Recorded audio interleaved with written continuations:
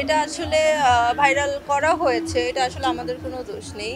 আর ড্রেসের ব্যাপারে এটা এখন একটা অ্যাওয়ার্ড প্রোগ্রামে আসলে আপনি গাউন পরবেন অথবা শাড়ি পরবেন। এটা হচ্ছে আপনার কিছু একটা তো পরতে হবে। সো আমি শাড়ি সিলেক্ট করেছি। এটা খুবই দুঃখজনক, কারণ আমরা একটা ভিডিও দেখলাম সোশ্যাল মিডিয়াতে। আমার তো এর আগে কখনো মানে মিউজিক অ্যাওয়ার্ড প্রোগ্রামে কখনো আসা হয়নি। বাট আসার পরে খুব ভালো লাগছে। আর একটু পরে আমরা সবাই গান শুনতে পাবো, সুন্দর সুন্দর গান। সো খুব ভালো লাগছে।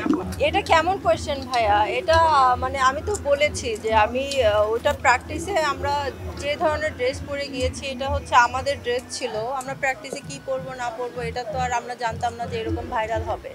এটা আসলে ভাইরাল করা হয়েছে। এটা আসলে আমাদের কোনো দোষ নেই। আর ড্রেসের ব্যাপারে এটা এখন একটা অ্যাওয়ার্ড প্রোগ্রামে আসলে আপনি গাউন পরবেন অথবা শাড়ি পরবেন। এটা হচ্ছে আপনার কিছু একটা তো পরতে হবে। সো আমি শাড়ি সিলেক্ট করেছি, দ্যাটস ওয়াই। আর আজকে তো এই টাইপের ড্রেস পরে আসলাম, গাউন। সো এই তো। এটা খুবই দুঃখজনক, কারণ আমরা একটা ভিডিও দেখলাম সোশ্যাল মিডিয়াতে। আমাদের শিল্পীদেরকে নর্তকী বলা হয়েছে। তো এটা আসলে খুবই লজ্জাজনক ব্যাপার। এটা আমরা তাহলে কাজ করব কাদের জন্য? মানে শিল্পীদের এমনভাবে অসম্মান করা হয়েছে, আসলে খুবই দুঃখজনক। আর নুসরাত ফারিয়ার যে ব্যাপারটা সেটা হচ্ছে আপনার যদি মামলা হয়ে থাকে, যদি নিষেধাজ্ঞা থাকে, দেশের বাইরে যেতে পারবেন না, তো সেটা হচ্ছে কোর্টের মাধ্যমে মনে হয় পারমিশন চেয়ে তখন দেশের বাইরে যেতে হয়। সো এখন ওর নিষেধাজ্ঞা ছিল, তারপরও সে গিয়েছে, এই জন্যই অ্যারেস্ট করা হয়েছে, যেটা আমরা দেখলাম। সো এটা খুবই দুঃখজনক। কি বলবো আর, এটা আসলে আমরাও ভয় পাচ্ছি, কারণ আমরা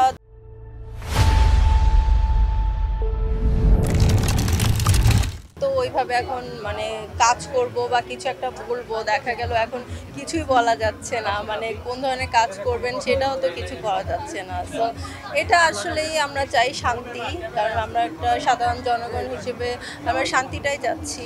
এখন দেখা যাক কি হয়। রাজনীতি নিয়ে আমি কোনো কথাই বলতে চাই না এই মুহূর্তে। সো অন্য কোনো কোশ্চেন থাকলে এটা নিয়েও আমি কিছু বলতে চাই না। দেখা গেল আমি কিছু বললাম আর আমার নামে মামলা দিয়ে দিল। সো আমাদের চুপ থাকাই বেটার হবে। আমি তো বিজ্ঞাপন করছি, নাটক করছি, আর ফটোশ্যুট যেহেতু আমাদের সামনে ঈদ, সো ঈদে হচ্ছে আমাদের মডেলদের বেশিরভাগ হচ্ছে ড্রেসের শ্যুটগুলো থাকে, জুয়েলারি শ্যুট থাকে। তো এগুলো নিয়ে ব্যস্ততা। হ্যাঁ, আসবে, যখন আসবে সবাই দেখতে পারবে। এটা আমার মানহানি হয়েছে এজন্য, কারণ এটা সে আমাদের খেলা শেষ হয়েছে কিন্তু অনেক দিন আগে। খেলা শেষ হওয়ার পরে কেন সে লিগ্যাল নোটিশটা দিয়েছে, এটা আসলে এসেছে ভাইরাল হওয়ার জন্যই। আপনারাও সবাই এখন তাকে চিনলেন। এটা কিন্তু যখন খেলা শেষ হয়ে গিয়েছিল তখন কিন্তু ওই টপিকটা ওখানেই শেষ হয়ে যেতে পারতো, বাট তার জন্য কিন্তু আবার নতুন করে এই টপিকটা আসছে। সো এতে করে আমার মানহানি হয়েছে। আমি মানহানির মামলা করব, 100 কোটি টাকার মানহানির মামলা করব। আমার কথা হয়েছে, আমি যেহেতু বিজি ছিলাম কিছুদিন শুটিং নিয়ে, সো আমি করে ফেলবো এর মধ্যেই। আমার আসলে এই ব্যাপারে কিছু বলার নেই। এই বিষয়ে বলার কিছু ঠিক হবে না। আমার মনে হয় আর্টিস্টদের আসলে কাজ নিয়ে থাকাই বেটার, কারণ সিচুয়েশন তো দেখছেন আপনারা। আমাদের মতে আর্টিস্টদের শুধু কাজ নিয়ে থাকবে, বিজনেস করবে, এই তো। বাট রাজনীতি আসলেই খুব খারাপ জিনিস। আর রাজনীতিবিদরা থাকবে রাজনীতি নিয়ে, আমরা কেন থাকবো? আমার তো খুব ভালো লাগছে। আমি তো এর আগে দেশে থাকা হয়নি, এজন্য কোনো প্রোগ্রামে অ্যাটেন্ড করা হয়নি। যখন প্রোগ্রামগুলো হতো আমি বিদেশে থেকে দেখতাম, তখন আমার মনে হতো যে আমি যদি বাংলাদেশে থাকতাম তাহলে আমি যেতে পারতাম। তো এইবার ঈদের কারণে আমার দেশের বাইরে যাওয়া হয়নি।